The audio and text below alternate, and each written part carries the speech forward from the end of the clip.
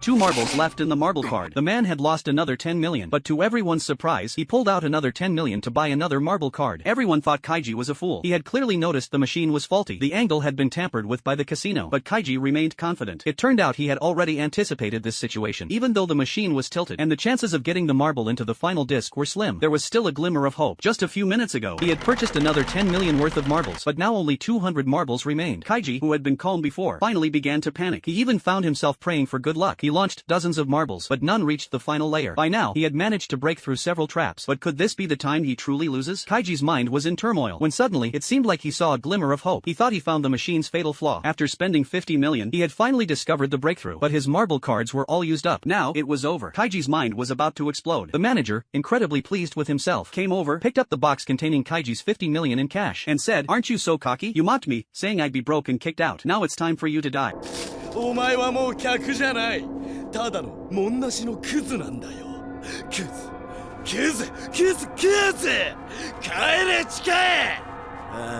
Was it really the end? Meanwhile, Kaiji's friends, watching the live broadcast from the mining site, were all lamenting for him. Was everyone really going to lose? But the next second, Kaiji said he still had money left. He told the others not to touch the machine. Then he stood up, turned around, and called out to his 2 companions. They headed for the restroom. It turned out one of his companions still had 1 million. They had prepared it just in case Kaiji lost, so they could escape. But even with the extra million, life wouldn't be easy. It would be a life of constant worry. So, they decided to trust Kaiji one more time. But there was a condition. They demanded that Kaiji write a promissory note for the million. Without hesitation, Kaiji signed. Then he returned to the machine. The manager, who had been so smug earlier, was now visibly anxious. But he couldn't let the casino lose money, and his secret weapon hadn't been brought in yet. So, the manager had to think of a way to delay. He picked up a stack of money, claiming he needed to inspect each bill carefully. In his mind, he knew that last time, he had been lucky to win against Kaiji. But this time, the 10 million marbles might not work out, so he had to stall Kaiji until his ultimate weapon arrived. Just then, the manager's subordinate returned to the casino, and the manager's expression immediately changed. He quickly told Kaiji to continue the game, because his secret weapon had arrived. Confident, Kaiji climbed the stairs, slotted the marble card into the machine. This was his final gamble. The manager's face twisted into an evil grin. There was no way the marbles could break through the 3rd layer now, but he still mocked Kaiji. "Do you really think the casino will let players win? If they win, how can we run the casino?" He even revealed the truth that the tilt of the machine had been altered. As soon as the manager finished speaking, Kaiji suddenly laughed. そんなことは知っている。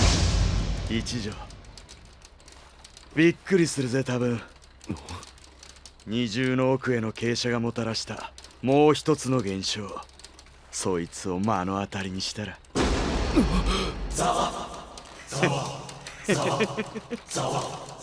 Kaiji pulled out 1 million in cash, taped 3 bills to the glass of the machine. The taped bills just happened to cover the view of the winning hole. Other players thought Kaiji had gone mad, but the truth was, as long as the discs were obscured, the casino wouldn't be able to adjust the machine. And so, they watched as countless marbles fell, one after another.